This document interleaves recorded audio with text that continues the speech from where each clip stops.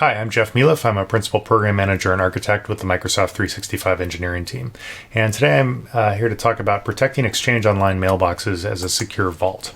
What I'm going to attempt to do in this session is draw an analogy between attributes of the internal infrastructure for Exchange Online that Microsoft designs and deploys with the attributes of a physical secure vault like a bank vault.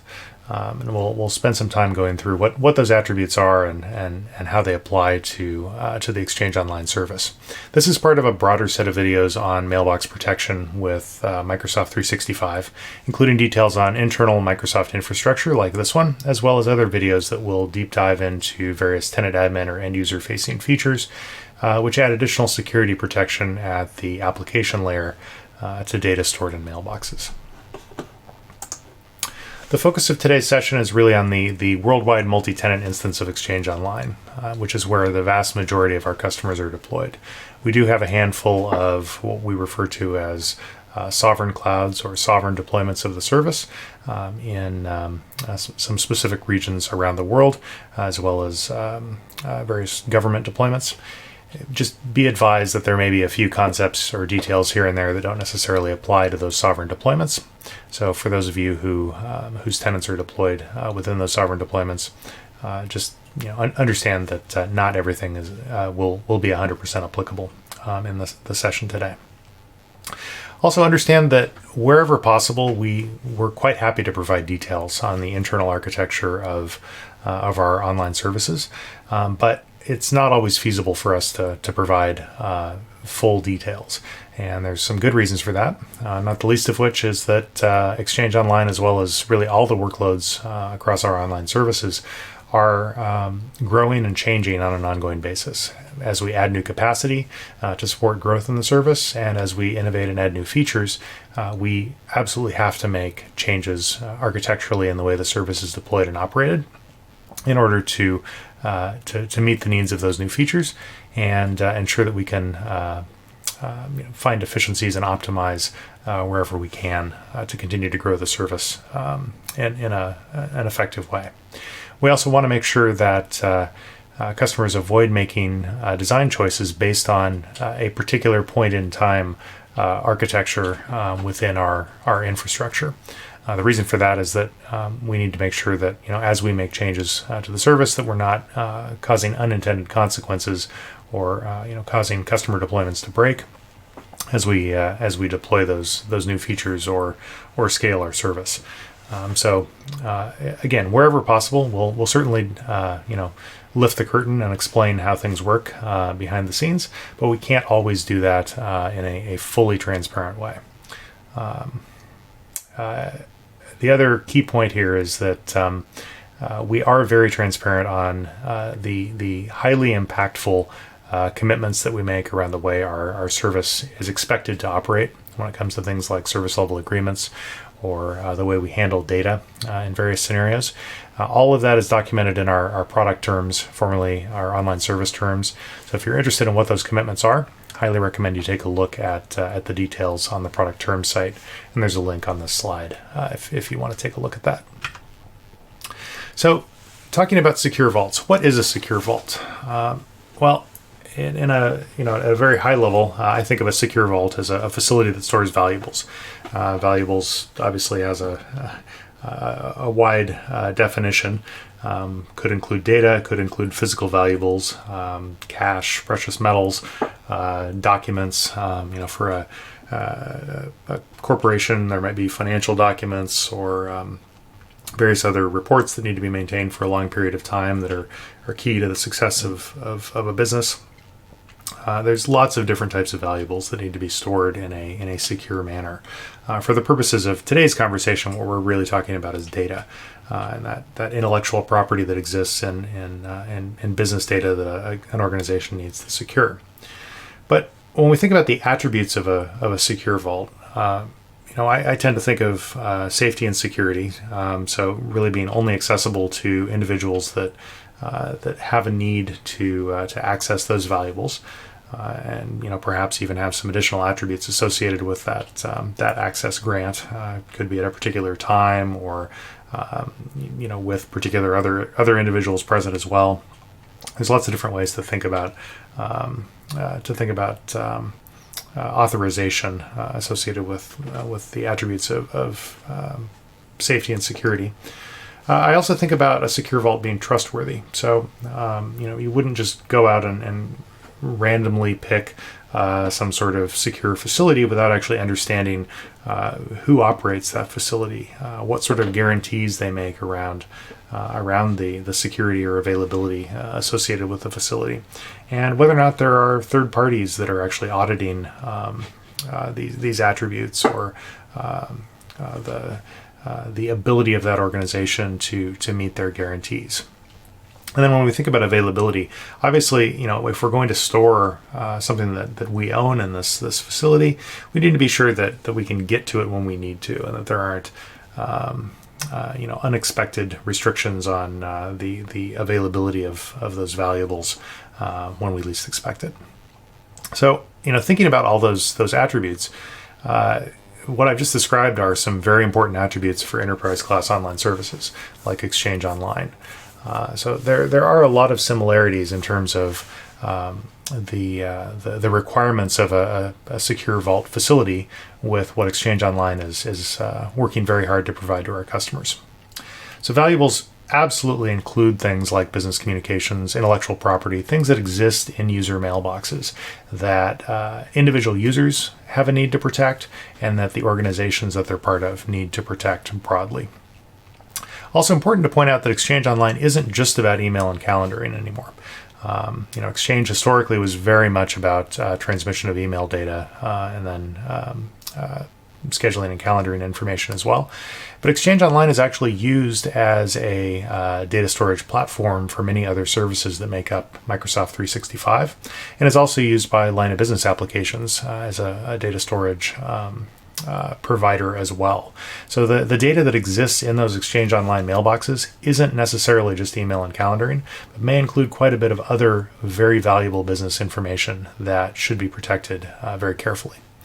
So we absolutely, I think, can draw the analogy that we've got valuables within the mailbox, and when we think about those attributes of a secure vault, we'll talk in the remainder of this session about how Exchange Online infrastructure helps to meet those requirements. So we'll take kind of a layered approach to the remainder of the session today, and focus in on sort of the lowest layer and around data storage, and then sort of bubble up to the higher levels. And talk about how we secure infrastructure at those higher levels later on in the video. So Exchange at its core is really a data storage solution. You can think of it as a database that's storing information on disk, and that information is divided up logically into mailboxes, or what we refer to internally as shards. We have the concept of storing information that's user partitioned in what is effectively an Exchange mailbox, but that information may not be traditional mailbox data. So that's the reason we have this other term associated with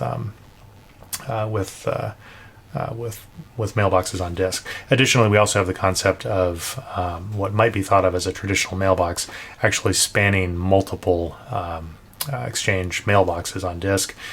So that's where the term shard comes into play, where we think about the traditional database concept of sharding data across multiple physical sets. So in terms of how we're actually storing that data, we have mailboxes or shards that exist within a mailbox database. Multiple shards exist within a database that's stored as a set of files on disk, which exists within a disk volume, and that disk volume is associated with a server. That data needs to absolutely be protected at rest. We want to make sure that there's no chance of the physical storage being used to leak that information out, And while we do very carefully protect the physical infrastructure within our data centers, and we'll talk more about that in a few minutes, we do want to make sure that we're taking all of the necessary precautions to make sure that data never leaves the data center as physical database files on disk. So we use BitLocker to protect data at rest on these mailbox servers. BitLocker is a technology that's been in multiple releases of Windows. It's very well understood as a disk encryption technology.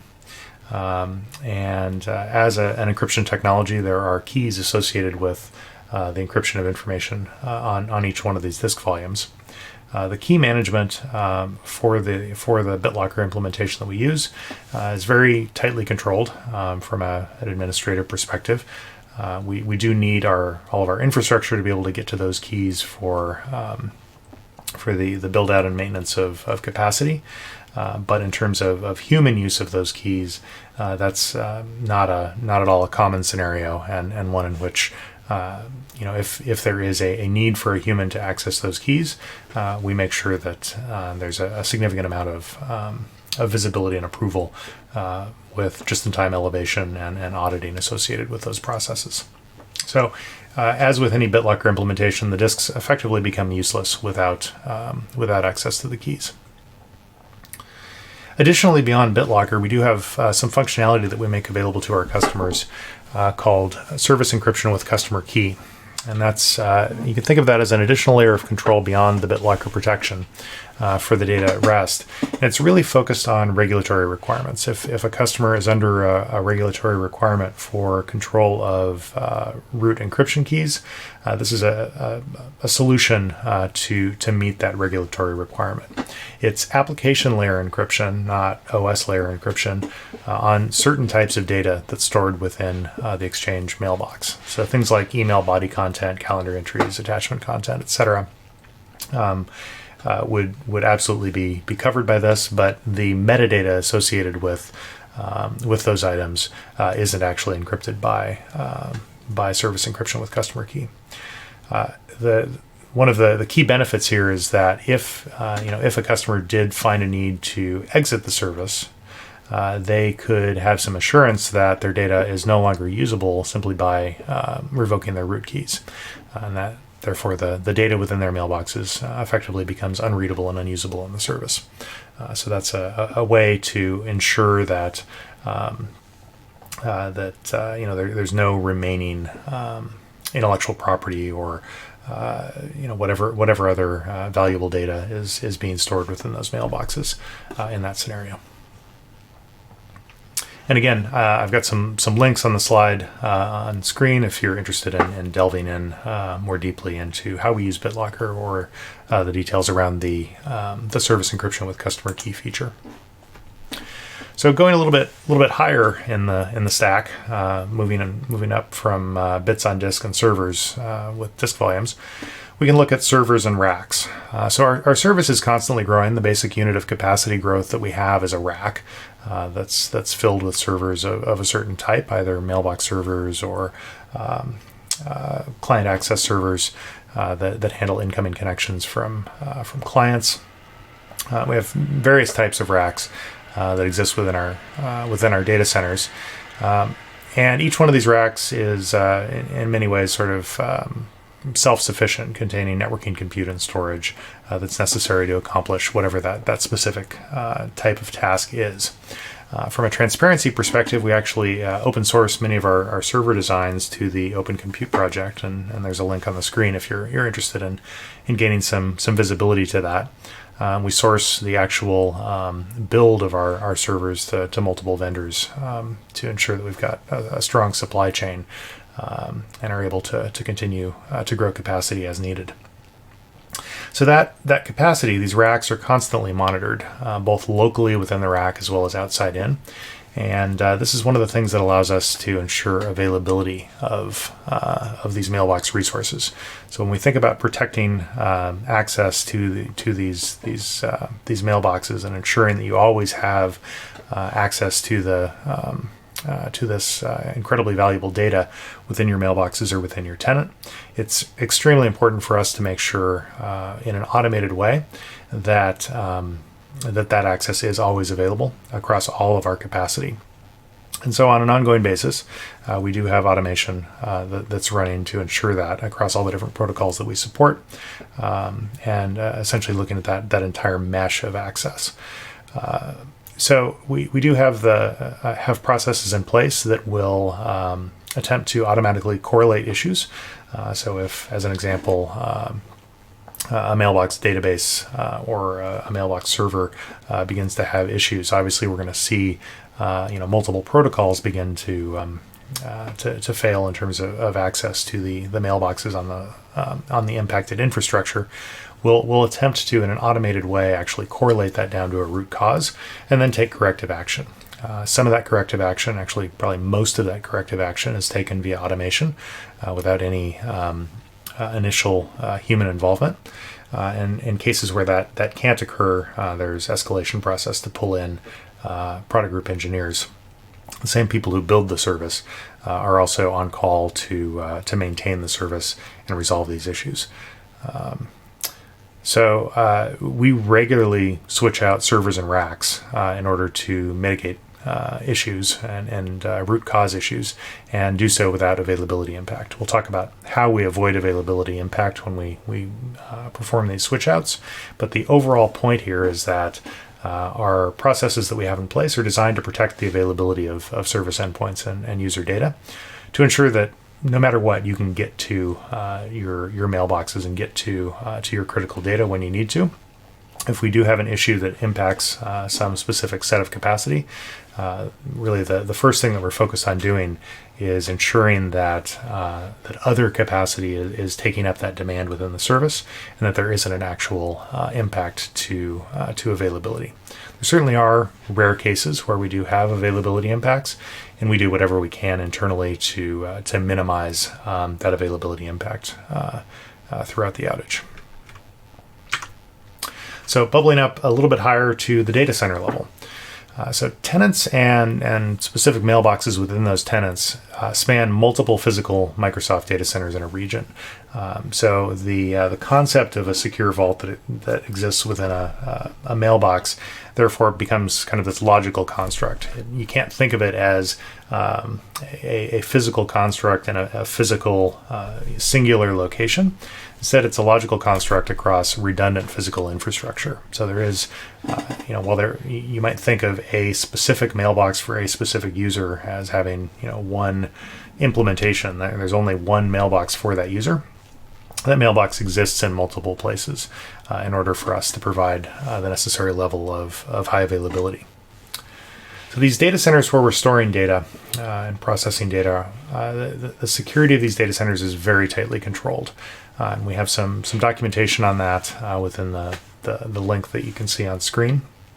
These data centers are generally shared with Azure, and Azure manages and operates the physical infrastructure within these data centers, including the security attributes. There's a layered concept of security.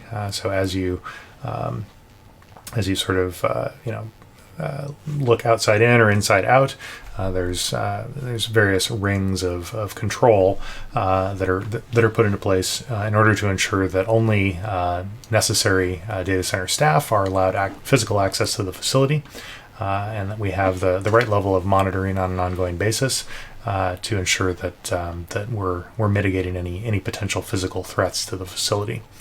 I personally have never been to one of our cloud data centers. I haven't had a need to go, and I wouldn't be granted access because I don't have a need to be there. So I understand also that even within a data center, we don't have the concept of you can just go anywhere and do anything. The access actually within our data centers is very specific to zones with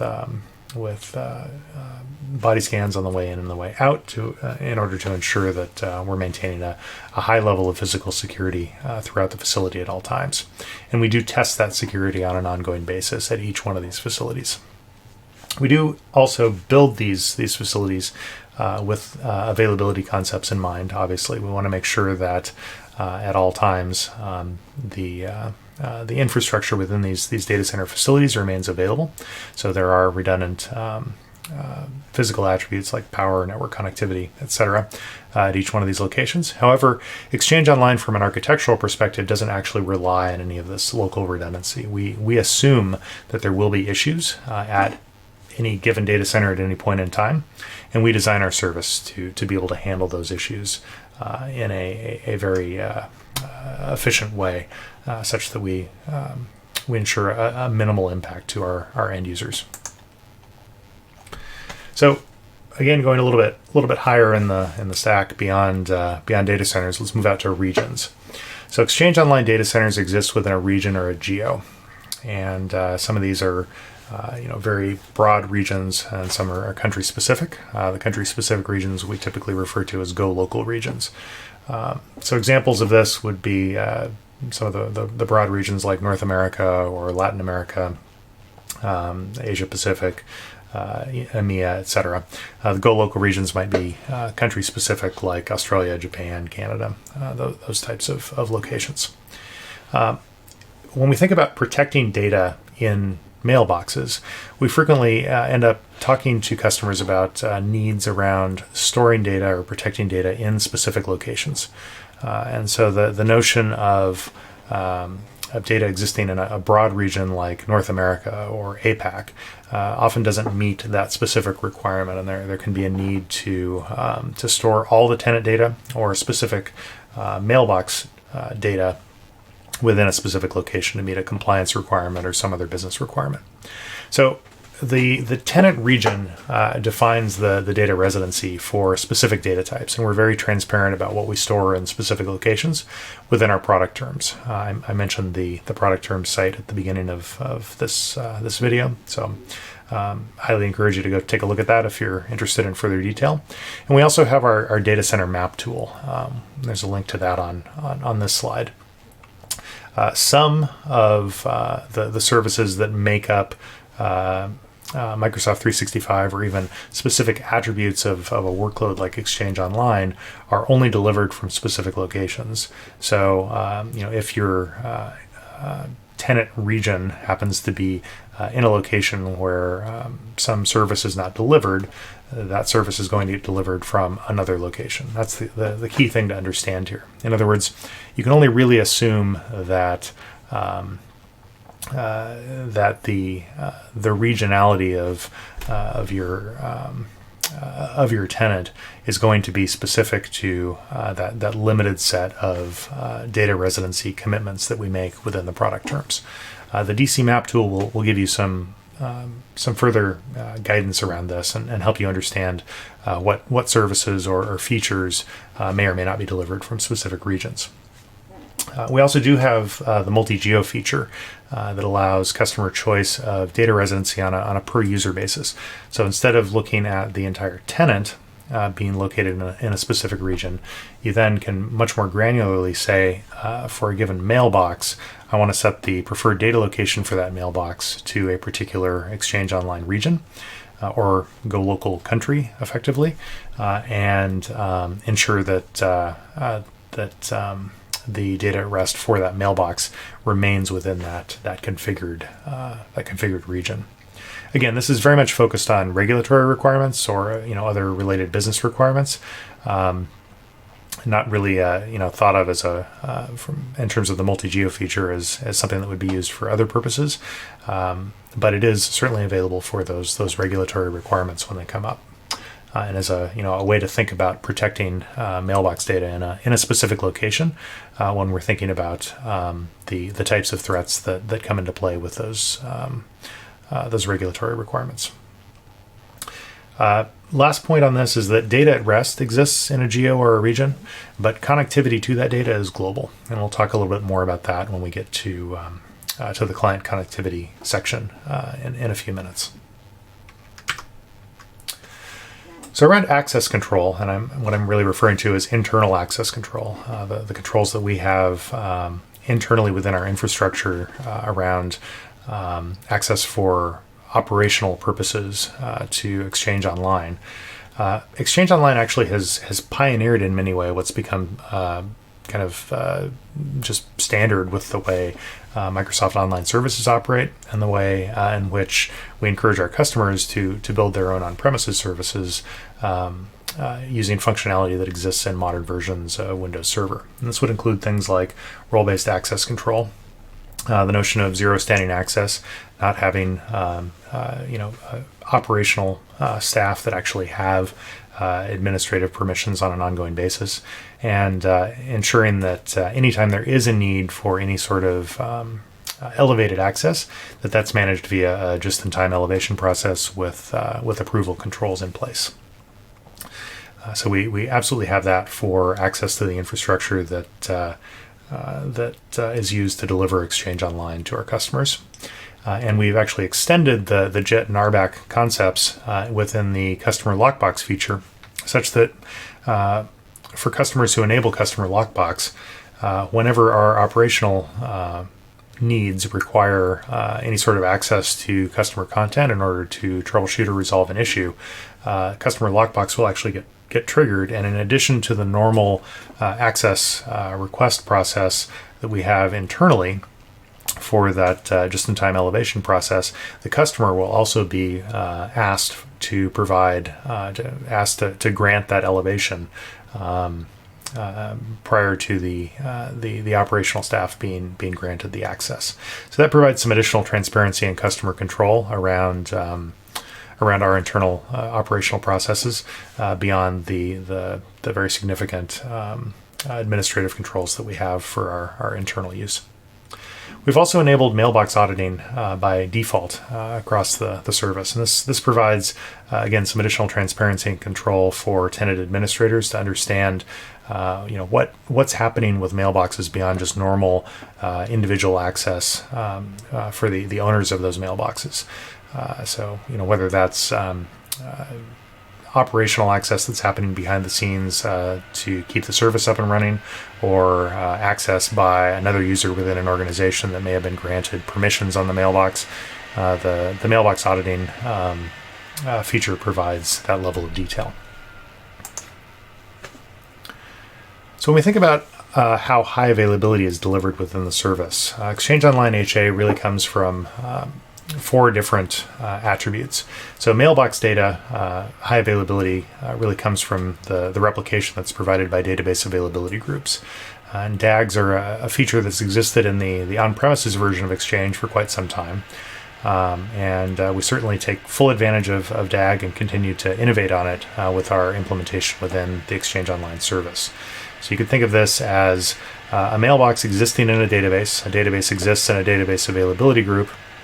And a database availability group really defines that replication process of multiple copies of the database in multiple physical instances of the DAG across physical servers and physical locations.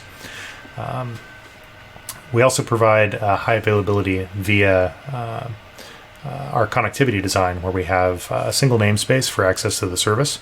So no matter where you are from a tenant location perspective or a physical location where you're trying to access the service, you're going to be using one of a very small number of fully qualified domain names, either directly within a web browser or within an application like Outlook behind the scenes going to access your mailbox. And that single namespace is actually routed via multiple different types of processes to the closest edge of Microsoft's network location, where we deliver service front doors, which would be the infrastructure that terminates that client connection and then routes the connectivity in the most efficient way possible within Microsoft's infrastructure.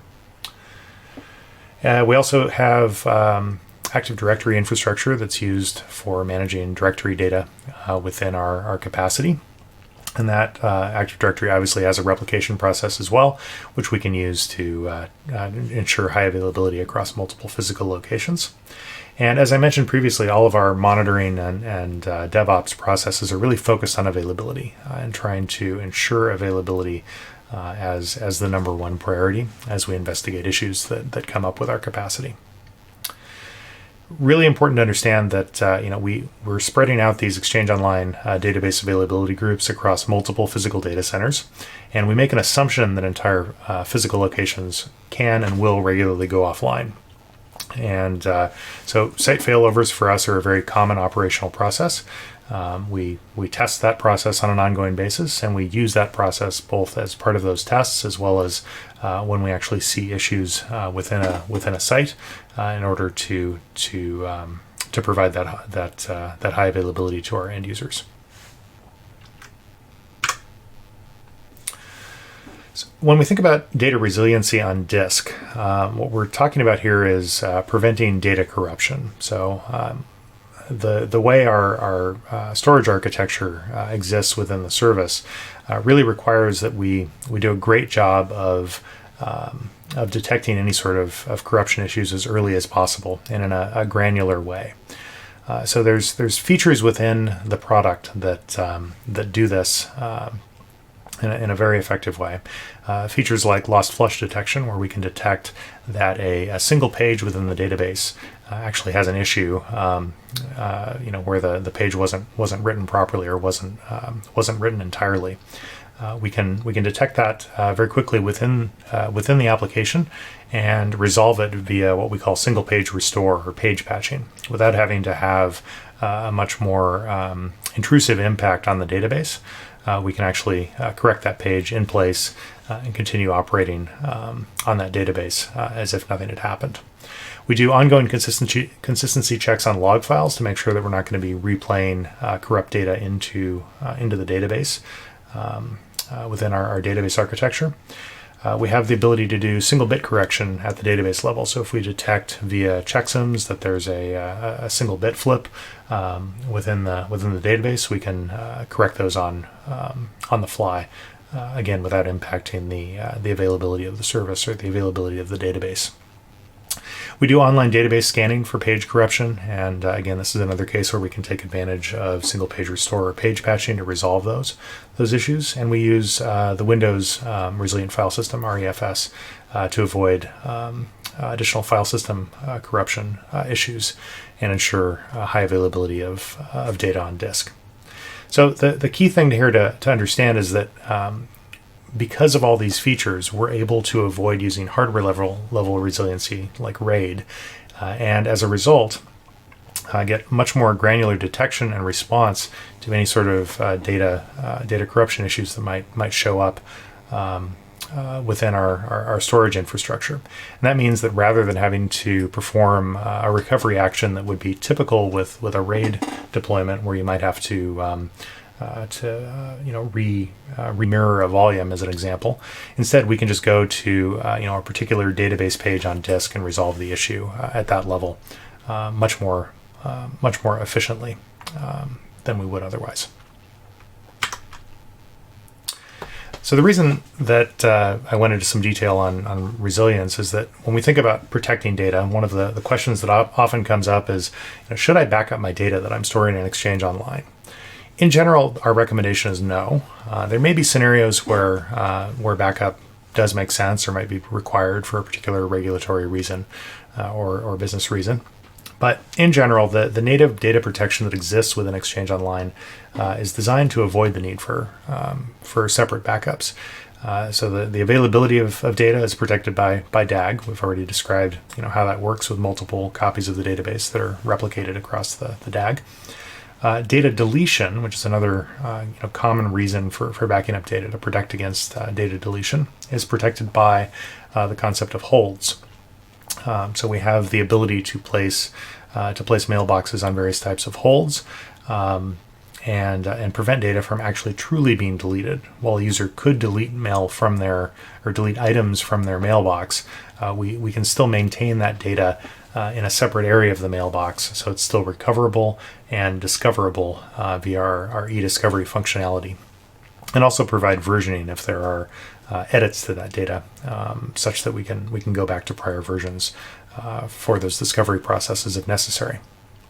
And we also provide single item recovery, which is another common reason for creating backups of data, so that even individual end users can go and recover items that they've accidentally deleted via the deleted item retention feature using the recoverable items folder.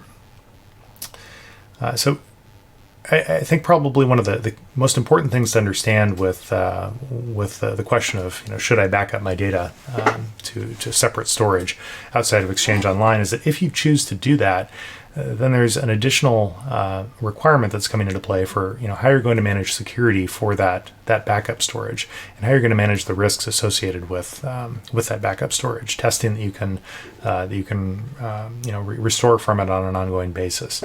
Ensuring that only the right people have access at any given point in time to that backup storage, and that any sort of physical risks associated with maintaining that storage are met. You're basically creating a whole bunch of additional requirements and risks by duplicating all of the storage outside of the service. So just important to understand that and understand how you're going to mitigate that. If you do choose to create backups. So I've already talked a little bit about client connectivity, but we'll go into a little more depth here. So as I mentioned previously, Exchange Online is really a worldwide service from a connectivity perspective. Users are always going to connect locally, regardless of where the tenant is located or where the specific mailbox is located. And this is done for both performance as well as availability reasons. So the single namespace design that we have in place in the service is really all about getting the end user close to a service front door, the capacity that's going to terminate that inbound connection and begin to act on it. We want that to occur as close as possible to the perceived location of the end user. And we do have the ability to shift that load around if necessary in order to ensure high availability. So if there is some sort of a capacity issue in a given service front door location, we have the ability within our architecture to handle those incoming connections within any other location where we have the service front door capacity. So we're able to provide very high availability from a connectivity perspective that way.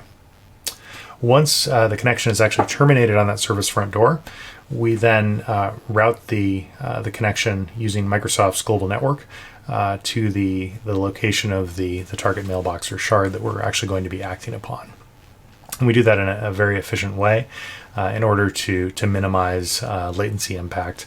And we have quite a bit of innovation that's occurred within the service to route those connections very efficiently. So wherever possible, we use TLS to encrypt connectivity between clients and the service front door that they're connecting to. And I say wherever possible because there are certain protocols where TLS doesn't come into play or doesn't always come into play. An example of this might be incoming SMTP mail from another service. We'll use opportunistic TLS. We'll certainly support the use of opportunistic TLS for those connections, but we can't require TLS to be used in those types of scenarios. And there may be others relative to other access protocols where TLS isn't absolutely required. But in terms of the design of our services and the design of our clients, we make an assumption that TLS will be used and can be used in order to protect the connectivity between client and service front door. Worth calling out here that TLS 1.2 will soon be mandatory, and there are implications here for client supportability, particularly with down-level web browsers. There's a link on this slide with further details on our schedule for the deprecation of down-level TLS versions. So just important to be aware of that and make sure that you're not impacted by that change. We strongly recommend following our principles of network connectivity and avoiding network edge SSL inspection, which essentially is a man-in-the-middle attack on Microsoft 365 or Exchange Online traffic at the edge of a corporate network. And the reason for that is twofold. One, to avoid additional latency on that traffic that's typically caused by that inspection process. And the other is, given that there is a decryption process occurring there at that additional location, that there are risks then associated with access to that client network stream where you're acting upon data in the Exchange mailbox. And so there's a need then to ensure some significant protection of the infrastructure that's performing those inspection processes as part of maintaining security of the mailbox data. Additionally, when we think about our own internal engineering processes, we actually are extremely transparent via our service trust portal on how we build and operate our service. And a lot of this has to do with some of the compliance requirements that we have in place to deliver service around the world and to certain types of customers. We provide within the Service Trust portal access to audit reports for things like FedRAMP, ISO, SOC, etc. We provide a great deal of documentation around how we protect data and reports that describe how we're doing against those goals. As well as a number of other types of information that may be of interest as you think about both trusting Microsoft to secure your data, as well as thinking about how you're mitigating identified threats associated with your deployment of Microsoft 365 or Exchange Online. The link on the screen in the upper corner is the link to the Service Trust portal, and that's where you can go to gain access to these detailed documents that describe how we build and operate the service securely. I think probably the best way to summarize that is to say that security and compliance have very much become a way of life for those of us in engineering roles within Microsoft.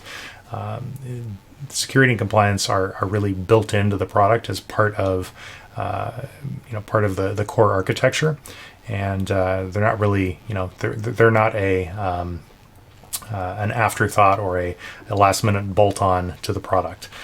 They are very much something that's built in from the beginning as we design and implement new features.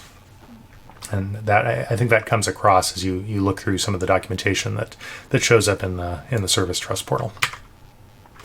So in summary, it's really important for all of our customers to understand that security and availability of mailbox data are two of the most important goals that we have as we think about building and operating the Exchange Online service. We provide security in a layered approach. We think about security at all the different layers in our architecture.